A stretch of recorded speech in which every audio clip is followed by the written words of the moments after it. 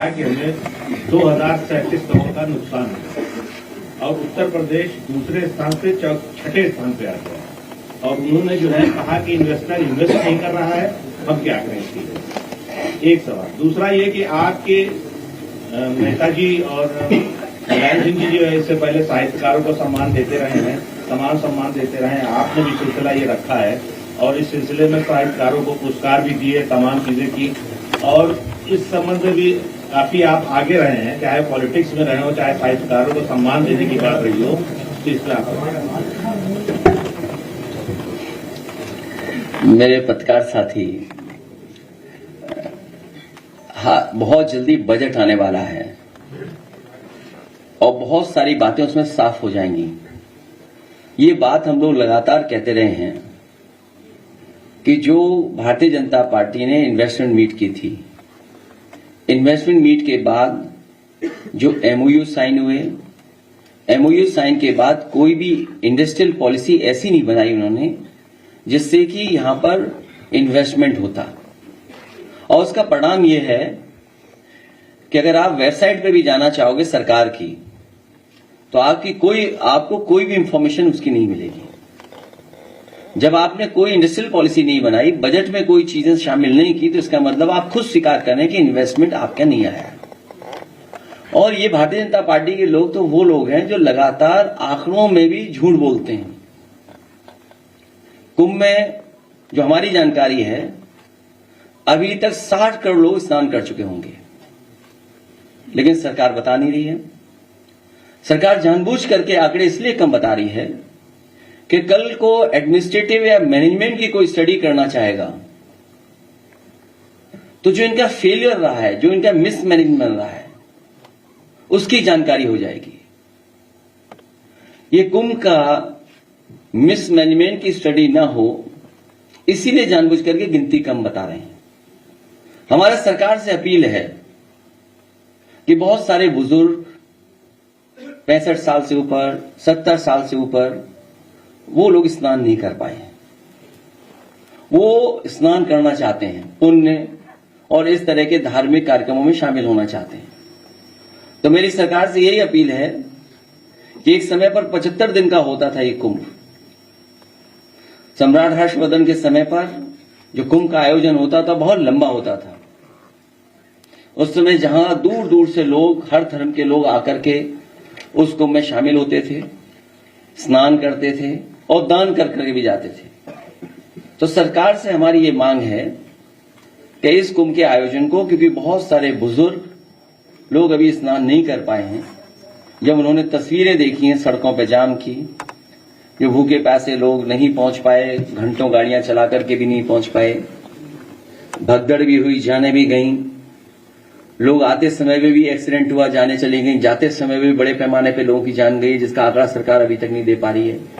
सरकार ने पहले ही कहा था कि हमने ड्रोन लगा करके और ड्रोन से बहुत से कार्यक्रम भी किए थे, लेकिन ड्रोन का जहां इस्तेमाल होना चाहिए था, ड्रोन का इस्तेमाल नहीं किया।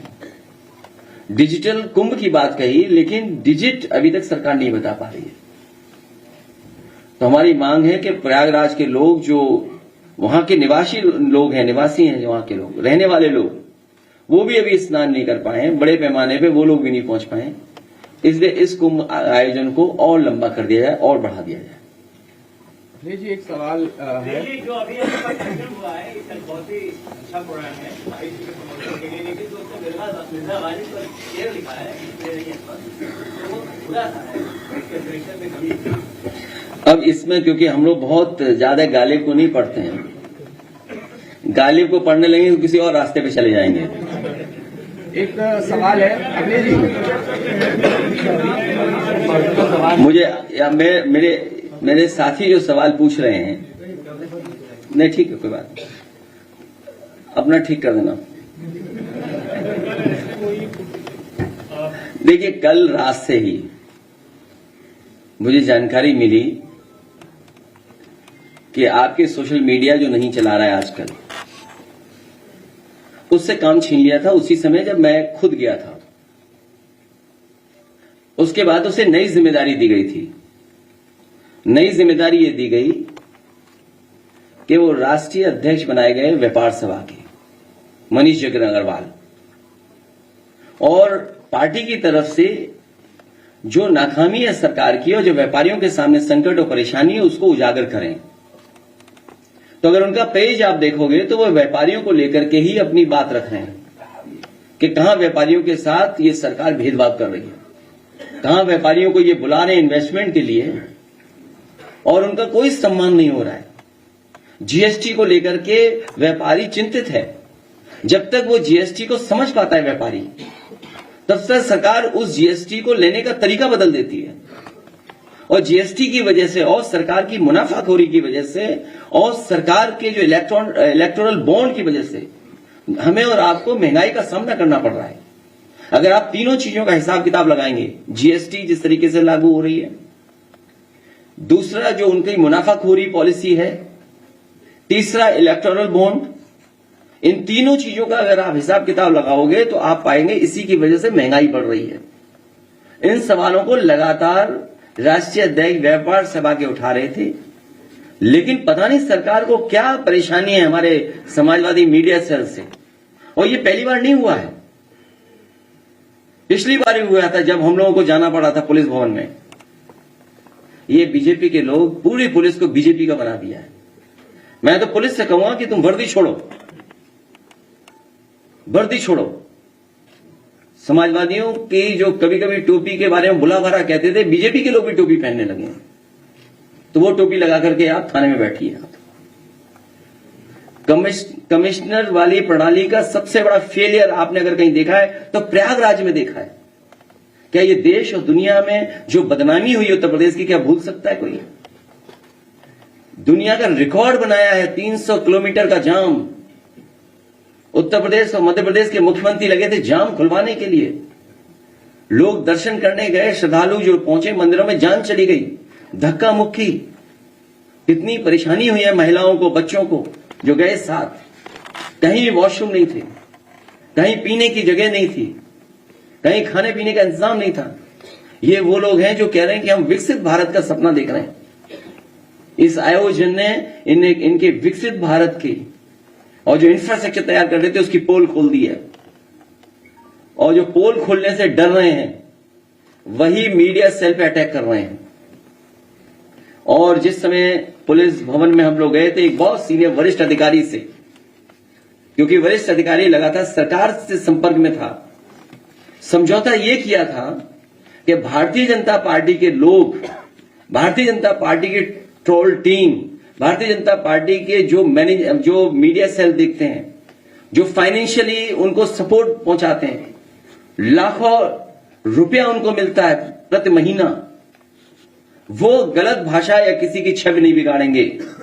वो अपने में सुधार लाएंगे तो समाजवादी पार्टी के लोग भी अपने अंदर सुधार लाएंगे। बीजेपी के लोग अगर गलत शब्द इस्तेमाल करेंगे तो समाजवादी पार्टी के लोग भी उसी तरह का जवाब उनको देंगे।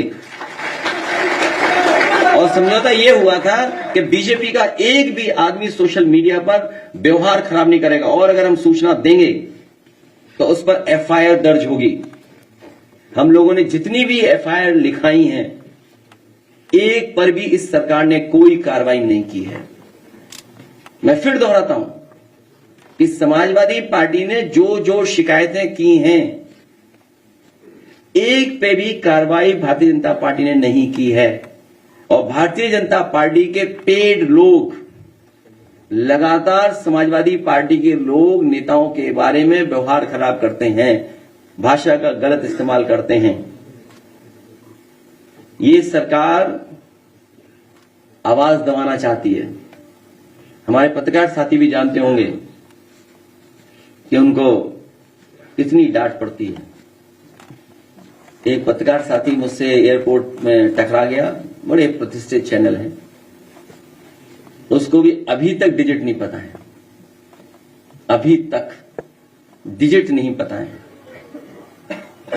मैंने कह दिया कि सरकार खुद ही डॉक्टर बन जाती है, खुद ही ट्रैफिक के वो बन जाते हैं, सरकार खुद ही जिम्मेदारी ले लेती सब बातों की। सरकार के मुखिया सुना है, उसको बहुत डांट पड़ी। आप मुझसे बेहतर जानते होंगे कि आपकी परेशानी क्या है, क्योंकि सब चैनल कैपिटलिस्ट लोगों के हाथ में चले गए। कोरोना कोविड के टाइम्स के बाद से आपका वेतन नहीं बढ़ा है, ये परेशानी हम लोग जानते हैं आपकी। अगर आप भी सच दिखाओगे तो आपको भी बहुत परेशानी तकलीफ का सामना करना पड़ेगा। और एक हमारा चैनल साथी लगातार जो सरकार को पता नहीं क्या है, अगर विपक्ष ये जानकारी दे रहा है, ये हमारा पॉजिटिव एटीट्यूड है कि आपके मिसमैनेजमेंट की बात हम बता रहे हैं। अगर हम उनको जानकारी दें उसमें भी परेशानी है उनको। अगर बताएं कि ये कमी रह गई है तो परेशानी है। आपने कहा था 100 करोड़ लोगों का हमारे पास इंतजाम है, वो सब रिकॉर्डेड है। आज के समय पर कोई भी चीज आप छिपा नहीं सकते हैं। आपने कहा वो रिकॉर्डेड थी। सोचिए 100 करोड़ का आपने इंतजाम किया हो और आप पे कुछ करोड़ संभाले नहीं गए। कितनी बड़ी घटना हुई, आज भी सूची नहीं है, आज भी नाम नहीं है। जो लोग खोए हैं उनकी भी जानकारी नहीं है। चैनल्स में दबाव बनाया जा रहा है कि खबर नहीं चलाएंगे, आप न्यूज नहीं चलाएंगे। ऐसी खोया पाया केंद्र नहीं मिल रहा है लोगों को। सोचिए आप, संत गुरु संत जितने महापुरुष लोग आए थे, ये हमारे धरती के देव हैं जो आए थे कुंभ में। उनसे रौनक बढ़ती है, शोभा बढ़ती है कुंभ की। उनके प्रति क्या व्यवहार है अगर सच बोल दिया किसी ने तो। और जितनी गंदगी, जितना कुछ मिसमैनेजमेंट देखा, शायद ऐसा कुंभ में कभी नहीं हुआ। ये भारतीय जनता पार्टी ये प्रयास कर रही है कि कुंभ भी यही लेकर के आए, कुंभ का आयोजन भी यही कर रहे हैं। पहले कभी कुंभ भी नहीं होता था, सोचिए आप। और 144 साल वाली बात, कोई भी जो साइंटिफिक चीजों को समझता होगा, एस्ट्रोनॉमी की जिसके पास जानकारी होगी, कभी स्वीकार नहीं कर सकता है। वो भी फर्जी कहानी थी इनकी। आज के समय पर तो आप झूठ बोल रहे हैं, आप आज के समय पर धोखा दे रहे हैं। आप अपनी इमेज चमकाने के लिए, सोचिए आप, इमेज चमकाने के लिए। दुनिया में वो भी घटना हुई एक साइंटिस्ट के साथ, अगर जान चली गई, किसी धार्मिक संस्था ने जान ले ली, सजा सुना दी। जब उस धार्मिक स्थान को यह पता लगा कि साइंटिस्ट सही था, 400 साल बाद माफी मांगी थी। क्या ये सरकार माफी मांगेगी इस बात को लेकर के? क्योंकि हर कुंभ 144 साल बाद होता है। जो नक्षत्र, जो प्लैनेट्स की जो पोजीशनिंग है वो हमेशा सेम होती है। और ना जाने कब से हो रहा है कुंभ, क्योंकि इनके पास मशीनरी, अगर आप कोई बात कहोगे तो इनके पास मशीनरी है, वो इस्तेमाल करते हैं मशीनरी का। हम लोग तो केवल सावधान कर रहे हैं, ये लोग रहेंगे तो देश बर्बाद हो जाएगा। केवल यूपी का बजट नहीं, दिल्ली का भी बजट ऐसे निकल गया, मायूसी देकर के चला गया। जब उन्हें पता लगा कि मायूसी आ रही है, इससे कोई जनता को लाभ नहीं पहुंचा, तो सोचिए कौन सा बिल लेके आए, वक्फ का बिल लेके आए, जिससे जनता का ध्यान हटा दें। क्या मिला बजट से? यूपी को क्या मिला सोचिए आप। इस सरकार का भी ये सेकंड लास्ट बजट है और 40 लाख करोड़ का हिसाब ही नहीं दे रहे हैं, वो वेबसाइट ही बंद है। 40 लाख करोड़ के जो एमओयू कोई देखना चाहे तो वेबसाइट ही बंद है उसकी, इन्वेस्टमेंट क्या क्या आया है। हमारे मुख्यमंत्री जी को अधिकारी बेवकूफ बना रहे हैं, तो उसके लिए बहुत बहुत बधाई उनको।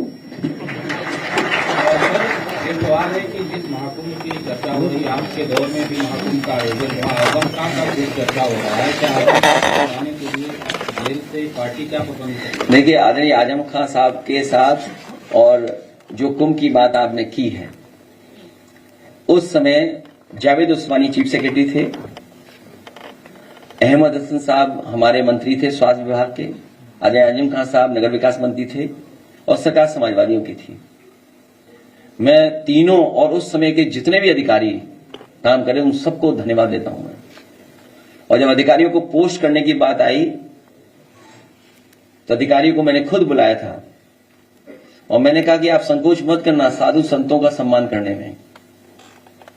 साधु संत जो बात कहें उनका स्वीकार करना, और किसी भी तरह अगर आशीर्वाद भी लेना पड़े तो आप लोग आशीर्वाद लेना, उनको सम्मान देना। और उसका परिणाम यह हुआ कि पूरे कुंभ में कहीं किसी साधु संत की कोई शिकायत नहीं रही। जहां आजम खान साहब ने काम किया, वहीं अहमद हसन साहब, कोई साधु संत ऐसा नहीं बचा जिससे व्यक्तिगत ना मिल रहे हों। और मैंने उनसे कहा था कि आप जो साधु संत उसमें कहें उनकी बात तुम खुद स्वीकार कर लेना। और मेला अधिकारी को मैंने कहा कि जो ये कहेंगे वो आपको काम करना पड़ेगा। उसका परिणाम है कि कुंभ में कहीं शिकायत नहीं हुई। और जावेद उस्मानी का जो एक्सपीरियंस था, मैनेजमेंट था, जो टाइम लाइन और टाइम उन्होंने बाउंड की चीजों को, उसका परिणाम हुआ कि सब चीजें समय से हो गई। इनके तो पुल नहीं बने समय से, कभी पुल ये बंद, कभी पुल वो बंद, कभी सब पुल बंद। ये तो मैनेजमेंट था इनका। सोचिए आप तो गए होंगे निगम में, कुंभ में, हाँ आप तो नहीं जा पाए होंगे, उसका कारण दूसरा है। लेकिन सम्राट हर्षवर्धन के समय पर किसी पर पाबंदी नहीं थी। सम्राट हर्षवर्धन के समय में जो कुंभ होता था उसमें सबको बुलाया जाता था, सब जाते थे, धर्म के लोग जाते थे, दूसरे धर्मों के लोग जाते थे, इसीलिए वो कुंभ था। और दान करके जाते थे, वो आखिरी में सब कुछ दान करके चले जाते थे, अपने कपड़े भी दान कर जाते थे, और साधारण कपड़ा पहन करके वो जाते थे कन्नौज वापिस। बताओ इन्होंने क्या दान दिया? इतनी बार डुबकी मारी, कोई दान किया हो तो बता दो, किसी सुनने में आया तो बता दो। मैं भारत सरकार से कई बार कह चुका हूं, स्नान और दान दो महत्वपूर्ण है, पुण्य और वो अलग चीजें हैं, वो भी हैं उससे जुड़ी हुई बहुत सी और परंपराएं जुड़ी हैं कुंभ से। लेकिन मैं भारत सरकार से कहूंगा कि जो अकबर का किला है वो उत्तर प्रदेश सरकार को दान दे दें, क्योंकि बड़े पैमाने पे जगह है वहां पर, वट वृक्ष वहीं पर है जो नेताजी ने कभी खुलवाया था, जहां सरस्वती को देखना है वो कुआं भी वहीं पर है। तो अगर कभी इमरजेंसी में इस तरह की व्यवस्था की जरूरत पड़ेगी, क्योंकि आप रिवर बेड पर कोई भी कंस्ट्रक्शन नहीं कर सकते हैं। जो ब्यूटी है कुंभ की वो यही है कि कन्वर्जेंस ऑफ रिवर, जो कन्वर्जेंस ऑफ रिवर है वो ब्यूटी है उस कुंभ की। कभी धाराएं 3 धारा में मिलता है, 2 धारा में, अलग धारा से, क्योंकि जो कन्वर्जेंस है वो हमेशा अलग हुआ है कुंभ में। अब सरकार को कन्वर्जेंस का ही नहीं पता होगा, पता होगा चाहिए। अब आप सोच लीजिए, फिर उनसे कुंभ करवा रहे हो आप। इसलिए सरकार को दान देना चाहिए अकबर का किला, और इस समय भी अगर फौज का सहयोग लिया जाता तो व्यवस्था इतनी गड़बड़ नहीं होती। पूरी फौज वहां पर है, पूरा एरिया है वहां पर अकबर किले का। अगर इमरजेंसी में गरीबों को वहां बैठा देते, रुका देते रात भर, तो बहुत सारी मस्जिदों में बहुत सारे मुसलमान भाइयों को मैं धन्यवाद देता हूं कि उन्होंने अपने घर में रुकाया, खाना खिलाया और उनका पूरा इंतजाम किया। आप प्रयागराज में पता कर लीजिए। एक चीज कुंभ में हमने भी सीखी इस बार, वो आपको भी सीखना चाहिए, कपड़े पहन करके स्नान करना। मैं आपका बहुत बहुत धन्यवाद देता हूं। एक आखिरी सवाल। अब नहीं, अब खत्म हो गई बात। अजय सिंह,